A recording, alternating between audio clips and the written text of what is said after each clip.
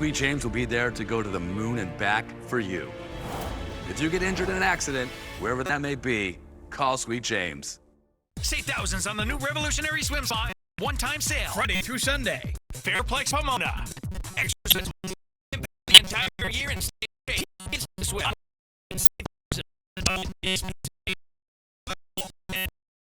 And relax in your new aquatic exercise swim spa. Installation and 1 day only. New 2025 inventory. 18-month interest-free financing. Millions of dollars of inventory must be sold. Fairplex Pomona. Free admission. Free parking. Call 833-SPA-SALE. Meet my dad. National University supports all his ANs with flexible online courses. He can be a student and catch bad guys on the internet and teach me how to hit a curveball and serve his country. He's an ANDer. National University supporting all your ANs. Breaking right now at 3, conservative activist Charlie Kirk shot and killed while speaking at a Utah university, and the search is on for his killer. Reaction to the death of the man President Trump calls legendary. The longtime leader of a Mexican megachurch indicted on new charges of sexual and financial crimes. 5 others are also facing charges. Prosecutors say they exploited the faith of their followers. And a neighborhood nuisance is back in the Fairfax district. What a home that was surrounded by trash and filth looks like 5 months after crews cleaned it up. The NBC4 News at 3 starts with breaking news. That breaking news right now at 3. Charlie Kirk, a leading voice for President Trump's MAGA movement, shot to death at a public event in Utah. Good afternoon, everybody. I'm Michael Brownlee, joined now by Annabelle Sedano. The shooter, we're told, is still on the loose. Kirk was a right-wing activist and founder of Turning Point USA, which is a nonprofit that advocates for conservative politics on school campuses. He was also a well-known supporter of President Trump and spoke at the presidential convention in 2024. And here's what we know so far. The event was being hosted at Utah Valley University. It's about 40 miles south of Salt Lake City in a predominantly Mormon area. And according to the university's website, it touts itself as one of the safest colleges in the country due to the area's, quote, high morale climate.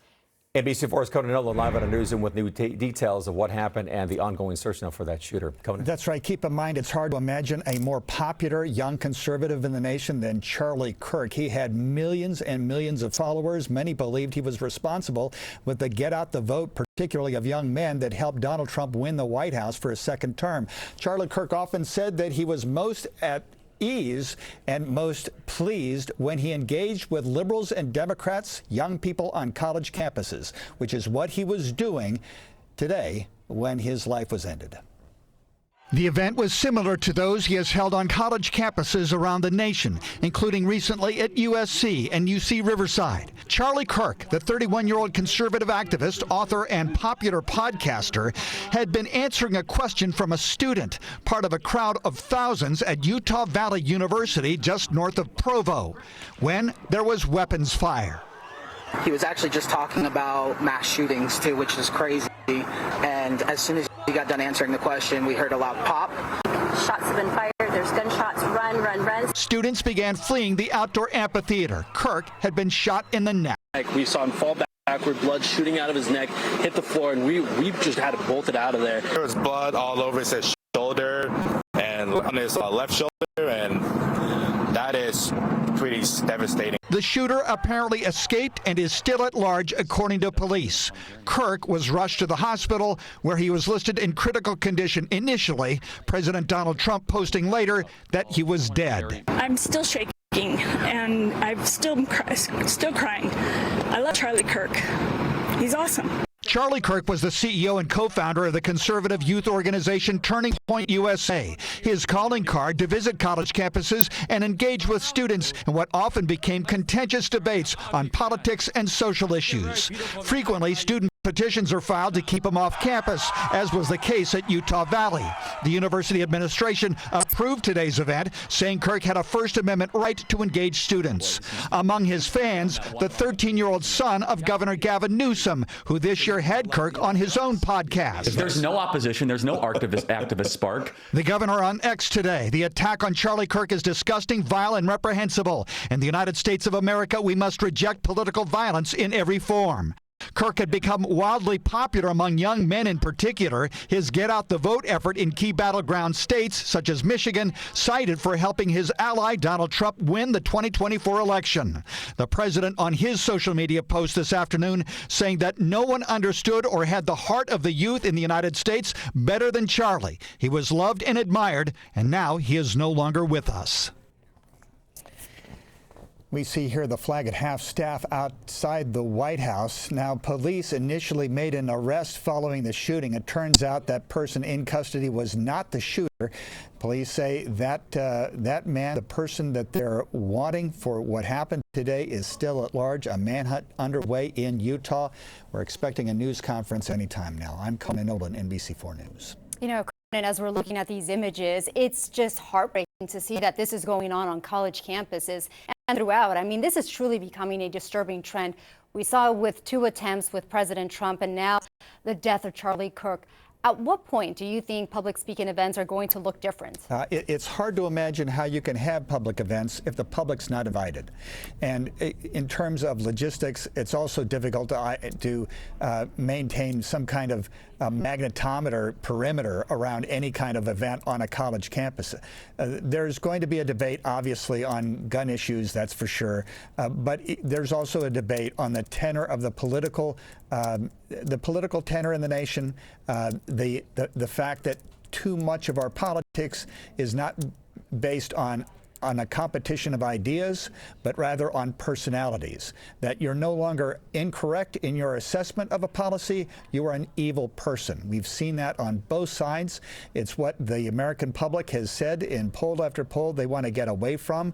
They believe you can be argumentative, or you can argue the policy, you can argue the idea, but you don't have to argue or demean or dehumanize the person that you're engaging with. And there's too much of that, clearly. And I think what we saw today is an element of that disease, which has pretty much taken root in American political culture. You know, Governor Newsom got a lot of heat for allowing Kirk on his podcast, yet he did it anyway, and yet he was one of the first to respond to today's shooting, Conan. Right, and to that last point that you raised, the governor made that point. How can you engage? How can you talk about the way forward in a pluralistic, democratic society where there is competition of ideas if you won't engage with people who disagree with you? And yes, Michael, he did get a lot of pushback from the progressive wing of his party for even giving him a platform that is Charlie Kirk. But the governor says you've got to talk to people, which is what he did. And it was interesting that the governor mentioned at the top of his podcast that his own 13-year-old son wanted to meet Charlie Kirk. Yeah. And of course, you know, it's called a healthy debate. And so, of course, we are going to continue to monitor everything that comes out of Utah. We, of course, as we mentioned, we're expecting a press conference to begin at any moment now, and we will bring that to you live. Conan, thank you very much for your update. All right, also breaking at 3, a theft suspect weaving through traffic to avoid arrest. News Chopper 4 was over a white SUV just before 1:30 this afternoon in Arcadia, where this all began. And you can see traffic stopped at this intersection as the driver dangerously dodges law enforcement.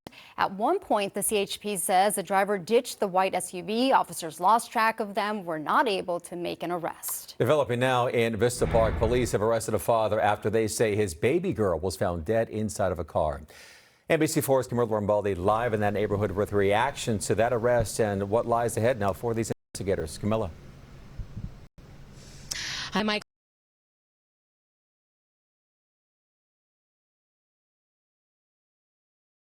I spoke with some neighbors out here who tell me they are sad and in shock after learning about this tragedy. The LASD says the baby was found unresponsive right here off of a Chanson Drive. Now, the circumstances surrounding the baby's death right now are still not known. We tried making contact with family members today, but we were unsuccessful. The LASD has identified the child's father as 40-year-old Edwin Johnson of View Park and says he was arrested on suspicion of involuntary manslaughter and child neglect. The sheriff's Department says Marina Del Rey station deputies got here yesterday just after 3 in the afternoon about a call of a baby not breathing. Paramedics found the baby girl dead in the car. I spoke with some neighbors here who tell me this is a quiet area and that there are a number of families who live here. Here is more of their reaction. Well, I think his mom or her mom, I don't know who died. But I'm a mom, I'm a grandma, and I can imagine the impact to see your baby there. I don't know. I can imagine. It's really, really sad. And we have to be careful with the kids, especially with babies. I'm stunned. That's all I could say. I didn't know that was happening. We just saw that everything was blocked off. Again, details on what led up to the baby's death or how long she may have been in the car before LASD deputies were called out and discovered the baby inside the car have not been released at this time. Jail records show the child's father is expected to be in court tomorrow morning. I've also reached out to the district attorney's office for any updates on this case. I am waiting to hear back. Anyone with more information is asked to call the Los Angeles County Sheriff's Department's Homicide Bureau. Live in Vista Park, Camila Rambaldi, NBC4 News. Camila, thank you very much for that update. Meantime, we are continuing to follow developments on new federal indictments against leaders of the prominent La Luz del Mundo Church. You're seeing those images right there. A lot of action. News Chopper 4 was over this East LA neighborhood this morning as the agents raided the church. NBC4 has been following problems there for several years now. NBC4's McCollum Medina continues our coverage. And Mac, the leader of the church was convicted on state charges 3 years ago. Any word as to why we're seeing this federal indictment now? Yeah, federal prosecutors saying this was the culmination of a federal investigation that just happened to wrap up now. That church leader you mentioned, Nacion Joaquin Garcia, already serving state time. He was in state prison here in California in Chico. He's now been transferred over to federal custody. Meantime, federal agents this morning focused on this house, some other properties that belong to the church today, and they were able to take out some evidence of the home. Let me show you some video.